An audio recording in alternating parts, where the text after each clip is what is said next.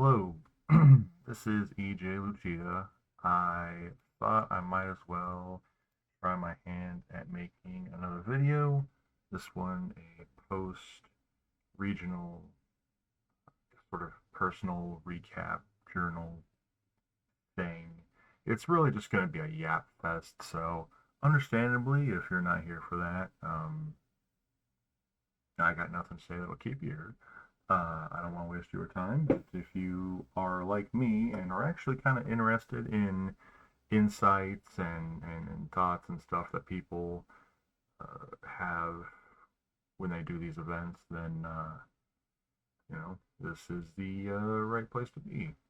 I am already not doing well at this off the top of my head life thing, but there's cliff notes. But I'm just doing this unscripted because honestly, I did not have a lot of time to put into this if I wanted to get it out within a relevant time frame. Anyway, so part of the reason I'm making this is because when it comes to Universus, I got into this game when My Hero Academia started. I had recently become a huge fan of My Hero, uh, and then when I searched, oh, I like card games. Wonder if there's a card game for My Hero Academia. And I Google search and it comes up, but I'm just like, what the hell? Universes is still around? Or no, UFS, but I didn't know to switch to Universes. So yeah, found that out, got into the game.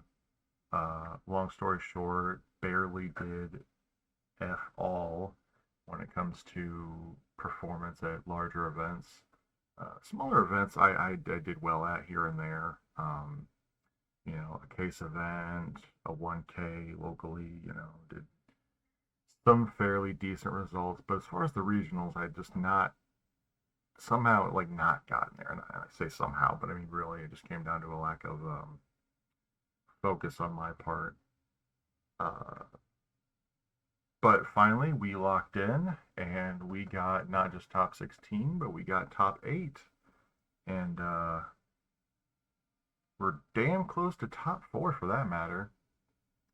So I just figured I was on stream for one of those for the last game. I just figured I'd just kind of go over some stuff, explain the why I chose Godzilla.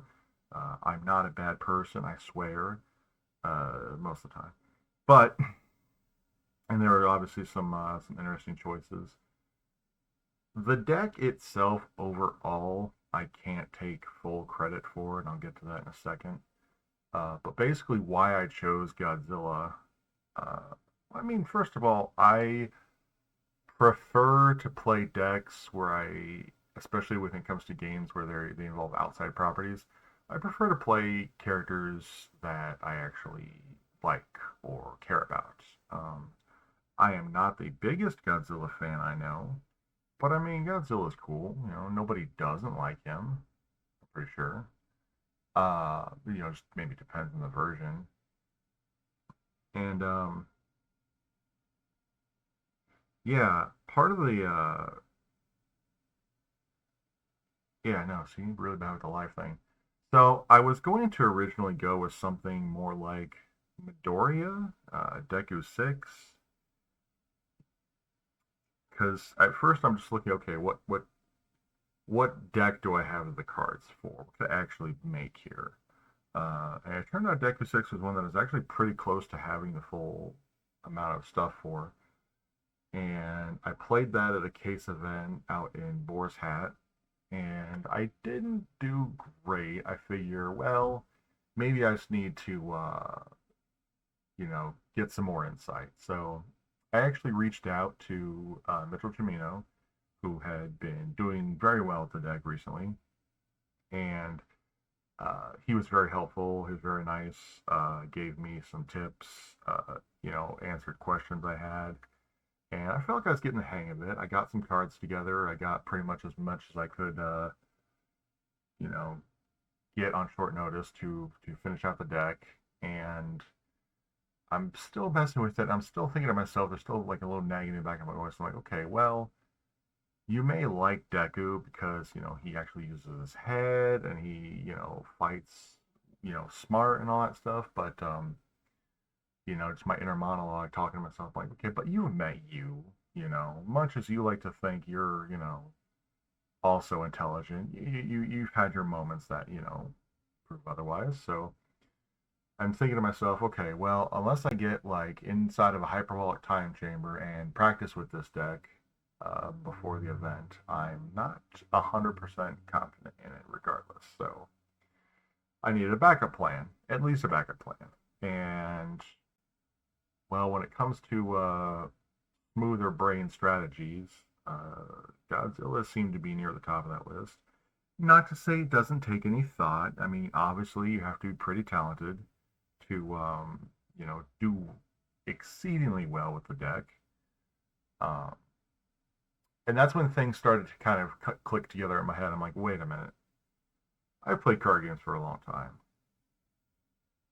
I know what, most people would do when it comes to trying to get a good deck together on short notice. Um, you know, net deck the Yu-Gi-Oh player. So I saw the Godzilla that Calvin Tahan won in Canada, and I looked through the list and I'm like, you know what? This is just so appealingly straightforward. It's not messing around. It doesn't have a bunch of fluff and fringe. Short, sweet, to the point. And I've got most of the cards, except I had recently parted ways at the Albuquerque event with my determined advances. So I'm like, well, I recently listened to a podcast by Tam Cardwell and Barrett Brent, or Barrett Bryant, I keep getting that mixed up. Anyway, Tam Barrett, and there was a topic about expensive cards, are staples needed to perform well, do well. And Barrett was making a convincing argument for example, determined advance, you could use something like massive swing. And that is something I had thought about before. Prior to certain events, I had thought about just running both in the deck and just go ham on the momentum generators. But that was back before Finally Free was released. So I wasn't ready to try that again, but I figure, well, let's just give Massive Swing a shot instead of Determined Advance and see how it goes. Obviously, it did pretty well. There were definitely a lot of moments where Massive Swing felt a little awkward as far as the timing goes. I would play it and then realize that I forgot I already had momentum, so I couldn't really do anything with that. Um, Frequently, the speed or damage would just be nuked to all hell. So having it be a minimum of 6 would have been nice. I didn't really feel if there were times where the 5 diff mattered versus the 6 diff. Either you're basically checking everything or you're not. Um, a 1 mid block as opposed to 2 mid block might have been nice too, but it did have powerful 2 instead of just EX. However, again, with something like sweeping daggers running around, that could also maybe be a detriment if somebody, did that for whatever reason. I couldn't block the dagger and then just powerful it to hell. But whatever. It was the best I had on hand at the time. And then I needed to find a couple more replacements. I didn't have Filberds out yet, but I found one of those. And I did not have. Um, oh my god, I cannot remember the name of the card all of a sudden. The one everybody hates. Destructive. The, the one that sets everybody back to 4. You know what I'm talking about. Um, and I didn't really want to get one because it was kind of pricey, and I hate it. Frankly, I don't like the card. I agree with people far smarter and experienced than me, like Tim Keefe, who say, it's the sentiment is basically, as far as dealing with wide boards are concerned, deadlock is a thing. Uh, it's still a thing, despite how it seems. There's a thing where you can just deal with somebody having a wide board versus just being one of those decks that can nuke everything back to the Stone Age. Because, like, certain decks can do that.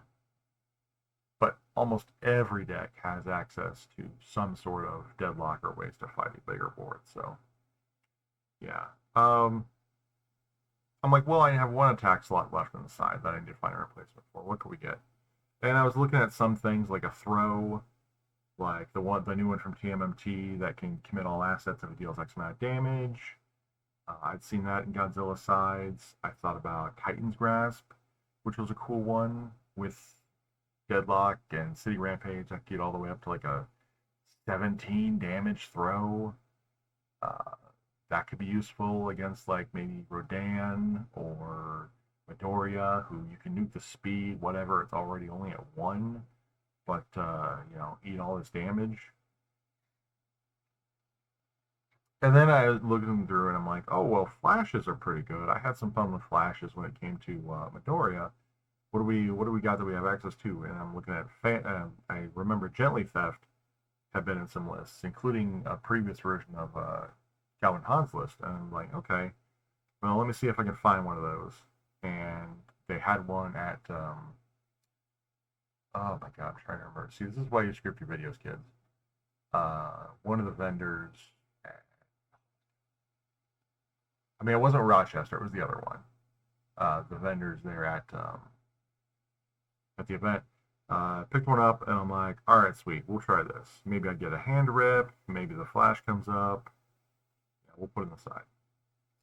And it did come up. It definitely came in handy for more than a few of my um, matches. The card I would frequently side out for it was Ultimate Combination, which, come to find out, when I went back and I watched the stream later, um, it's just kind of a meme card that got cut from the list anyway, which I could see why. Also, a bit of a funny story with that later, as far as me figuring out how the card actually works. But I digress. So yeah, I went with those and did pretty well. I don't think, at least as far as I got was concerned, I don't think that the other cards I was replacing were necessary. However, I did start tracking down Determined Advances just because, I mean, I like the card. That one's actually pretty cool. It's broken as shit, but like in a way that I like. So I got two. I just need two more. I'll figure that out before the next time I need to have an OP deck on me. Or I won't. I'll just run two and then maybe like anywhere between 2 to 4 massive swings. I'm still working on adjusting the deck to be a little more to like how I would build it, sort of thing. Anyway, so as far as round by round goes, our first round was against. And first of all, before I get into all this, just to save time with every entry here, all my opponents, nice people, friendly people. I had no issue with anyone. It was very nice to meet everyone, and we had good games. I'm sorry if I Godzilla it all over someone and ruined their day. I really am. I didn't mean to. But, I thought like all the games, with the exception of like one, were to the third game. Which usually I'm not used to finishing 3 games before the end of time, but kind of why I like a more aggressively minded deck. So anyway, first round was against Nick Normandy, who I forgot to ask where he shops for clothes because he had not one but at least two very funny shirts, day one and day two. He was running Mega Mutant on all, and I know most people would see something like Mega Mutant and immediately think, okay, cool, first game in the bag, but I try my best to avoid underestimating my opponent or their deck. And to their credit, they did definitely. The deck did what it was supposed to do. In game two, at least, it just smoked me in like its second or third turn. It was just chaining ally attacks, and it was like fighting some sort of Jiro Tokoyami hybrid there for a second. Uh, but games one and three went kind of just my way in general. So that was that. Round two was against Eric Nelson on Devil Jin. Devil Jin is a deck. It's fucking. I don't think I can complain too much of it while I played Godzilla with a straight face, but let's just say I am surprised that it did not show up in the news today as far as ban lists are concerned. But I'll get more of my thoughts on the quote unquote new ban list later. So yeah, Devil Jin is a thing, and we were 1-1 going into the third game, and I was handed my first loss of the day. Um, I wasn't too like shaken up or anything about that yet because it's like 1-1. Okay, I've been here before. I'm used to it. Whatever. Let's just keep going. We got one more before the lunch break, and that was against Michael Woolwine on Rodan. Now Rodan, I felt okay about because as long as I can catch a seven-hander before they get too terribly set up, it generally takes like 2.5, 3 attacks to get the job done. And that was pretty much another back and forth. I won game one, they won game two, I won game three. I felt kind of bad because that was one of the scenarios where I feel like they were getting a bit tilted by me doing what my deck does, but uh, we seemed okay after the match. Lunch break happens, and we're 2-1, so I'm feeling pretty good. I'm like, okay, well, let's go, get our draw or get our, second loss and just get that out of the way. But I tried not to get too discouraged. I'm like, well, let's just stay locked in, see what happens. So round four is against Matthew Antonio on King Ghidorah Evil, and I know immediately that I have to be really, really, really careful how I handle this. King Ghidorah does not fuck around, and you really just need to know what you're doing. Now, luckily, I had had a brief conversation with somebody that was also playing King Ghidorah in the event. I didn't meet them in rounds, but Mr. Brian Garza of Team Response on Play, I was chatting with a bit, and he was telling me kind of how his Ghidorah deck worked. I think he was on Void though. Um, but from our conversation, I kind of had a bit of a refresher idea on like what Ghidorah is doing, at least nowadays, compared to like how it might have worked before. So I go into that. Surprisingly, came out of that 2-1. I quickly found out that since this was actually the first time I was noticing that all my attacks are basically base 6 damage, and that with City Rampage out, if it's not blocked or not DR'd, then I just take a head with 3 attacks. I did have to deal with like partial blocks or missing a head kill by 1, but it is what it is. Games 2 and 3, Gently Theft was definitely brought in, and there was at least one moment where I just clean took a head with 1 attack with that. Um, yeah, and in the end, we just got there.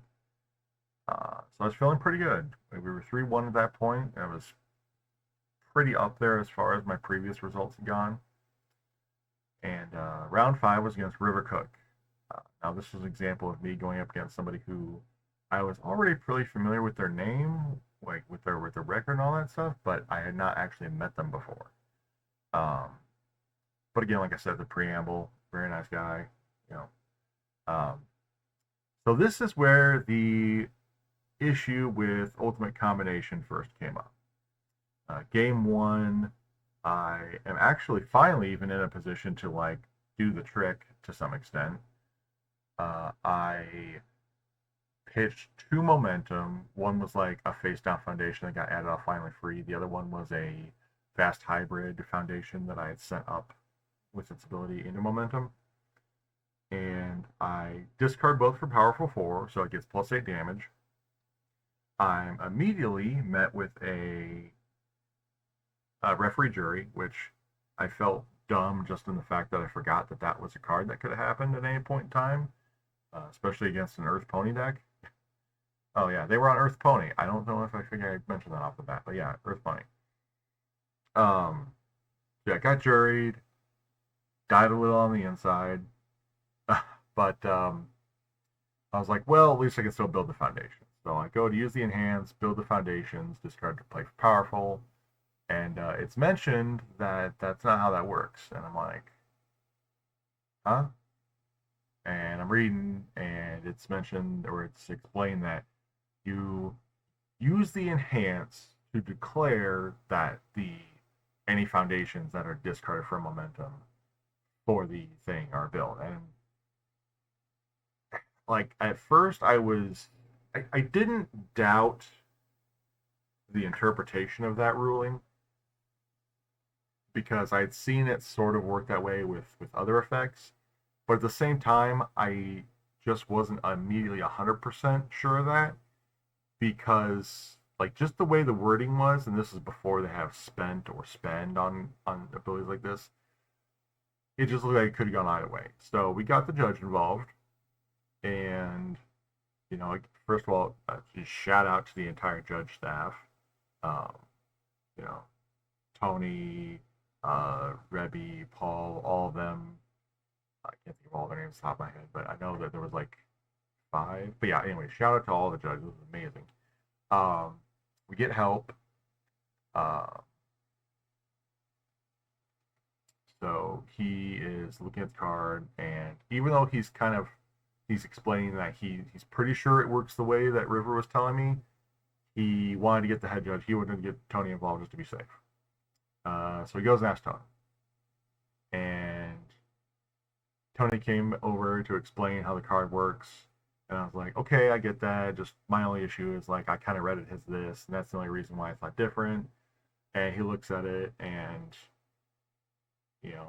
eventually he tells me he's pretty sure, but before he gives like his final rule, even he wants a double check. So luckily, Tim Friedley was there, one of the big top guys that makes the game. So he went to go talk to him real quick, see if he is available for a bit of a chat on how this card that he designed works.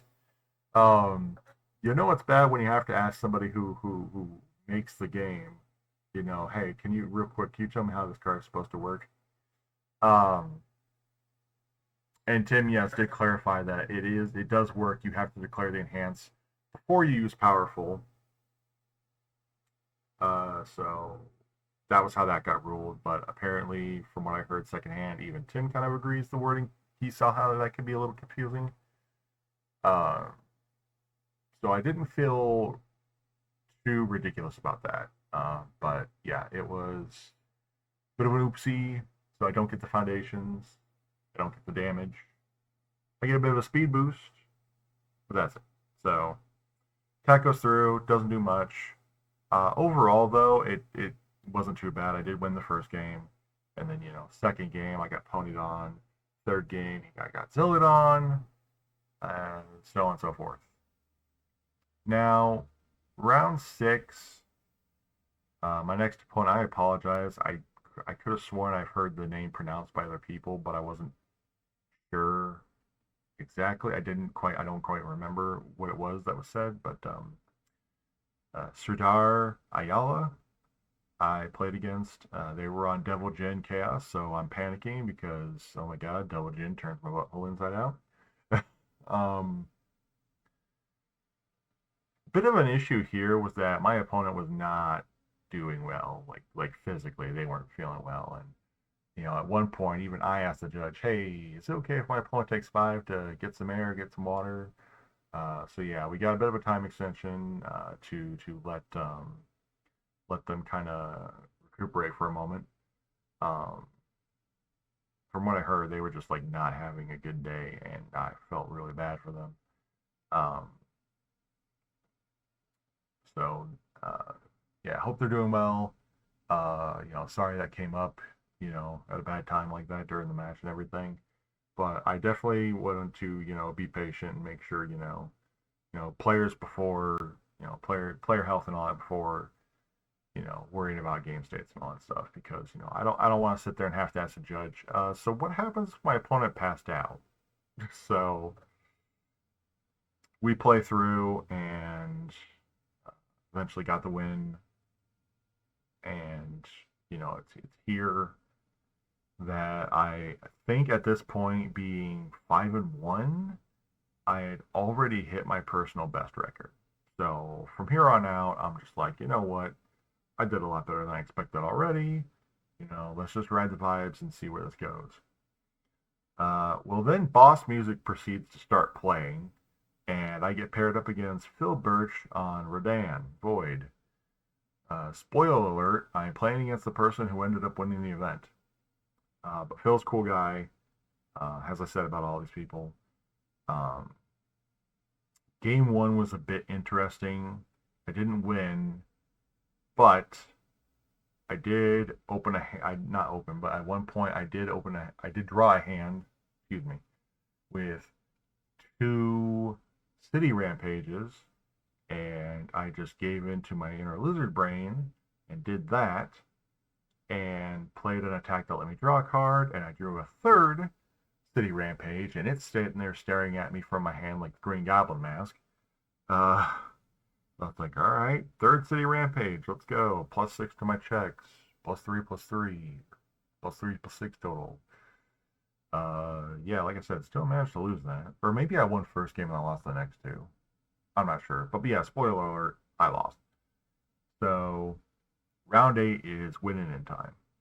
And I go up against Carson Panos, who is the third person who I have heard of before meeting. And it's another Rodan. So I'm going into this pre-clinched. Uh, it was a different Rodan build. This one is a much more aggressive air build from the looks of things. However, it is at this point where I become convinced that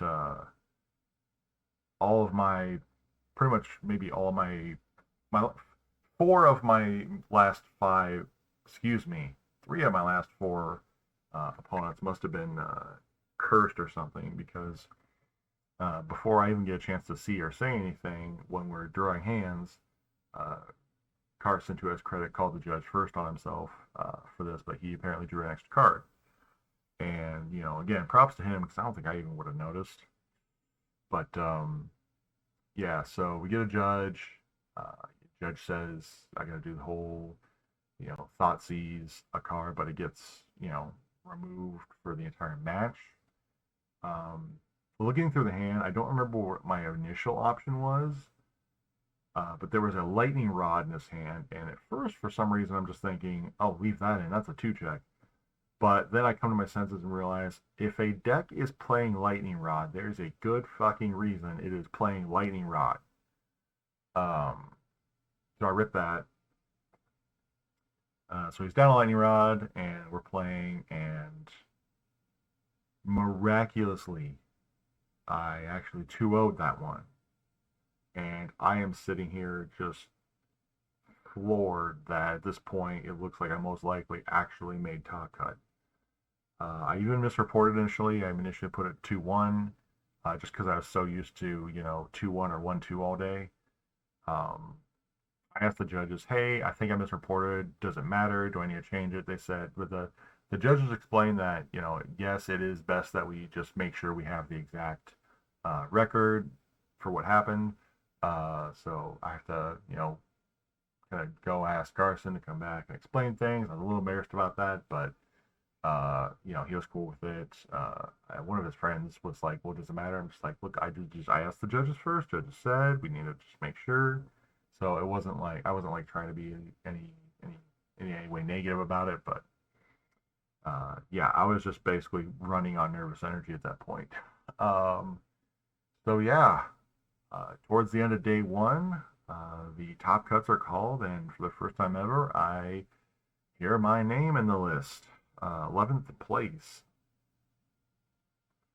Uh, yeah, no. Props to my housemates for that weekend.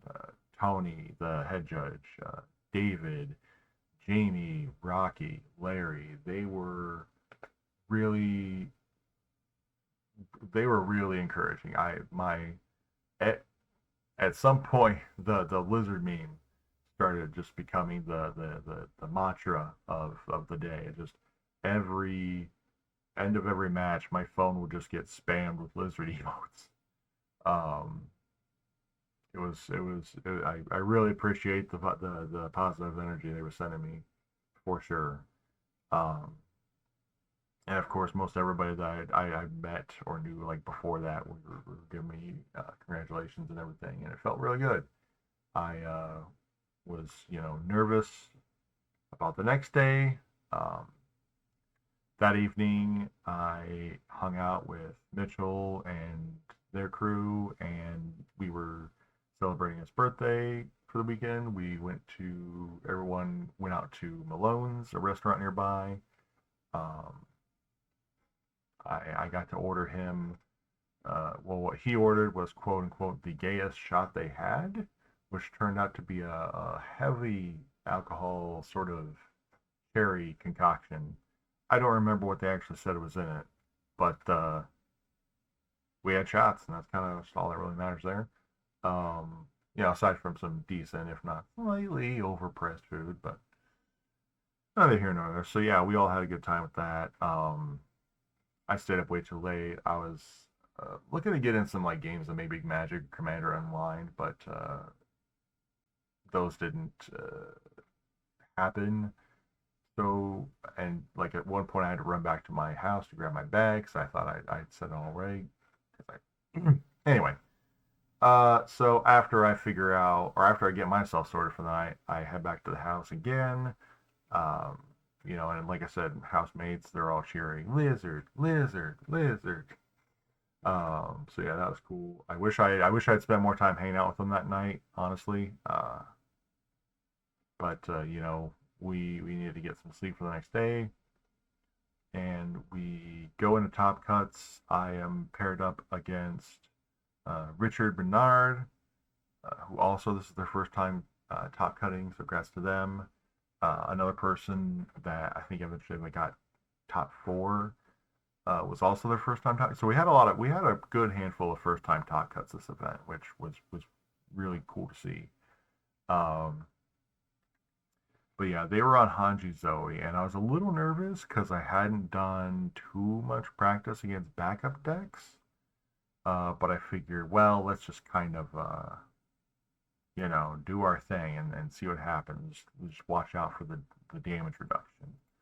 Um, I mean, there were a couple of Guardian Angels in the main, a couple on the side, so obviously I brought them in after game two, as well as the Gently Theft. Um, game one, I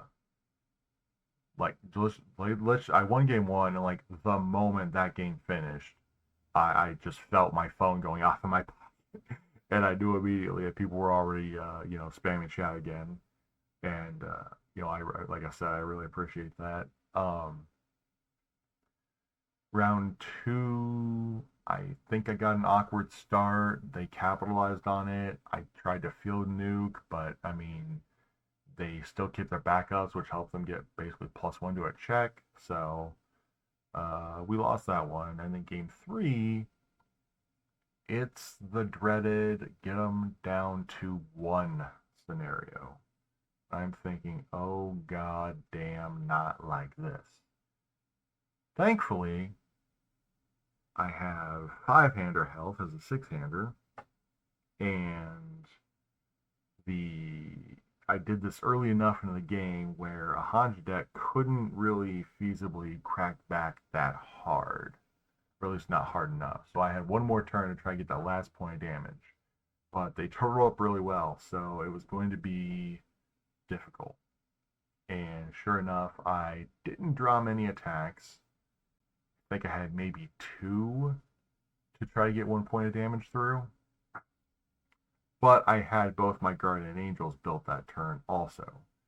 So on both attacks, I got to say, you're going to deal with the damage one way or another. You're going to have to block this or something, because they couldn't DR it. Which, thank goodness for that. The second attack finally lands. Get the game, and I am moving on to top 8. Top 8 was streamed, or at least my match was streamed for top 8. So it's Calvin Harrigal on Devil Jin. This was a deck that the list he had was very streamlined compared to It was kind of like the devil gem list is what I'm trying to say. So it's like, okay, well, this is gonna be interesting. Let's hope I don't die too fast on stream. And if you've seen it, obviously remember first, it looks like that I am in fact going to die very fast on stream. But then by some miracle, uh, after iBrick on 2 City Rampage and 4 Foundations, which I'm just like, look, if I'm gonna die, I'm gonna make him work for it. So I'm going to build and keep some blocks in hand. Uh, then the 5-hander bricked, and it's like, okay, so you're saying there's a chance. On my turn, I draw like 3 attacks, and I'm just like, cowabunga it is.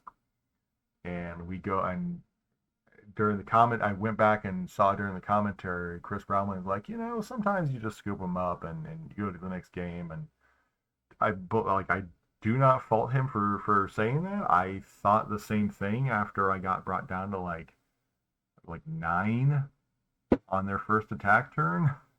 I figured it'd be some miracle that I pull out this game, and well, a miracle just actually happened. So we crack back and we take game 1. And I'm sitting here in awe. I'm just like, I am up a game in round 8. How did we get this far? Um, Locking in is the answer. Unfortunately, game 2 is where the moment that will live rent free in my mind for quite some time happens. On stream, they call attention to the fact that going second, I did not draw my extra card. At the time, however, I didn't even notice. I don't even remember thinking about that. Like when I saw it on stream, I'm just like, oh shit, no, I didn't. But it took me until then to realize that that happened. What I am referencing though is my last attack turn. I had 2 massive swings and gently theft, and like 1 or 2 city rampage, or maybe I didn't. I don't know. But anyway, but those were I had 3 attacks, and I end up going massive swing, gently theft, massive swing, fail the massive swing for lead, and then he kills me. Now, what some of you might already be figuring out is that I am going to sequence this. And what I realized later was if I went massive swing, momentum, +2 mana check, massive swing, momentum, plus check, then when I played the gently theft, not only did I take the 3 check and send that to momentum already, but then the gently theft would have had +2, and I did the math and I double checked the field on stream, like the foundations and everything, we would have passed that check. And I thought, well, maybe he could have blocked it. So luckily, the camera, when it went to his turn, it showed what he had in hand, or he reviewed long range support. So I'm like, okay, so 4, 5, 6, 7. I was basically doing the math, and when he goes to draw his hand, he like draws and like does the thing. I'm basically able to identify what the card that would have been on top was, and it just needed to not be a 6 check, and it was a 5 check. And I'm just like, for fuck's sake. Because at first in my mind, what I'm thinking was that if I gently theft after the massive swing, I would have been able to spend the momentum to generate and spend the momentum to use to just rip that last card out of his hand, not worry about it. I already messed up when I played the gently theft next because I somehow forgot to realize that I spent the momentum for the check hack. So yeah, that all goes through, and then I'm just like, well, screw it, let's just play this last attack and pray. And finally, my prayers went unanswered. So, but it is what it is, you know. Um, and I'm going like, well, we're going first next game. Let's just get it. And I don't really remember what happened. I just think that I zoned out at the wrong moment during his kill turn, and I'm thinking, because when he went into his kill turn in game 3, I definitely remember picking up some audible cue, like a sigh or a or something like that. Um, that his hand was not fantastic. So I'm like, okay, all we need is one more turn. We might be able to do this. Unfortunately, Devil Jin managed to just barely do Devil Jin things. I think he was actually contemplating on his last attack if he should risk playing it or not, but he went for it, and I died to it. I think what I thought later was like, man, if I just blocked like one of the attacks earlier in the string, I could have maybe survived, but I just wasn't really. I was just kind of. I just was no longer locked in really. I was still kind of dwelling on the misplay from last round. So yeah, that was still the best I had done up until that point. You know, that was still a new personal best for me.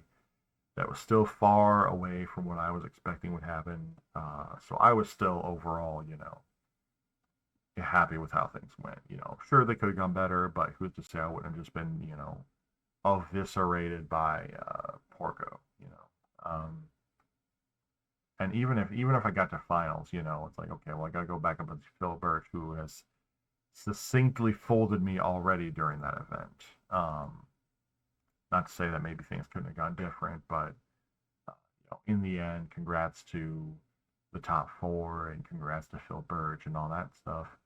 I don't. While I may, you know, kick myself for me not doing the right thing at the right time, I still have to remind myself that I did a lot of other things right at the right time to have gotten that far in the first place. And you know, if I got that far once, theoretically we can get that far again, if not farther. So I'm definitely um, ready to plan and prepare for the next event I can get to, whether it be Buffalo, whether it be Worlds. You know, we'll just have to see what happens. I'd like to get to Buffalo. Life might not allow it, but we'll see. I'm already in talks trying to get room accommodated for. If we can get room set up, I'll look at plane tickets. If we can get plane tickets set up, then I'll look at time off work, and you know we'll have to do that step by step. But anyway, um, and then shout outs to Response on Play and Sam Tate and everyone that I got to hang out with that night. We played some Street Fighter Deck Builder. We played some Commander. Uh, Response on Play released a short they recorded that night that we had some fun with. Uh, you know, just the overall great kind of end to that weekend. Uh, so my housemates had to go home early. Jamie, Rocky, and Larry had to leave. And by the time I got back, it was like 4 in the morning. Tony and David were already passed out. Um, but yeah, overall, just it was a surreal weekend, honestly. But yeah, so that's my breakdown. Those are my thoughts.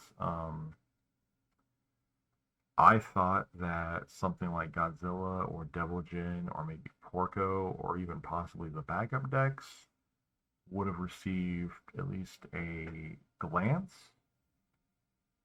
from the B&E announcement. I figure, well, okay, maybe people were sitting on some possibilities, but after the weekend, they're just like, okay, let's pull the trigger. Because last time I got top eight in anything with a character, it was a Boar's Hat case event, and I got top eight with Mix Ackerman 1, and that was what, like 2, 3 weeks after the set came out, and there hadn't been a regional before that, and like that was the first like of anything with data, and Mikasa and Reiner 1 got hit the next week, right? So I'm just thinking, okay, it is possible they can act quickly, especially if it comes to something I did well with. So you know, I'm at least thinking Godzilla's going to get bopped on the nose with a rolled up newspaper. But no, not so much as a fart in his direction or anyone's for that matter. Curious decision. I question the reasoning that keeps being used of it's too soon or you know before or after an event or too close to a set release or a set just released to not release a ban list update because going off of that logic we'll never get a list because there is an event and or set released every month. So when do we get a set? When do we get an update? Maybe the format's fine. From what I heard over the weekend, at least everyone has something they would change. But it is what it is. At least we know for now that there's nothing to really adjust for in that regard. Um, Guilty Gear's coming out. I haven't been paying too close attention to spoilers, but we'll just have to see what happens when that comes out. If I stick with Godzilla, obviously there's probably a good handful of stuff to mess with, um, or maybe just something new will catch my eye. I've been toying with some ideas. I'll just kind of see what happens with that. Whatever I do end up wanting to run to the next event, uh, you know, I tell myself to do what I would suggest to anyone preparing for an event is to play test the hell out of it. Uh, that's been one of my biggest failings is I just have a hard time getting myself to play games sometimes. Uh, but yeah, that's all for this. Maybe I will try to do more with video making. I would definitely like to get better at editing and figuring out how to do this kind of stuff. Maybe make shorter content. But yeah, so that's that. Hopefully the audio didn't get desynced throughout this or something like that. Um, if you stuck through it, you know, hope to see you at the next event. Definitely like socializing and hanging out with people. Um, I may kind of just seem like the random weirdo wandering around by himself, but I promise I am, you know, approachable. Um, yeah, that's is that actually all I have to say now? I think so. Yeah, uh, I have no idea how to end this. Bye.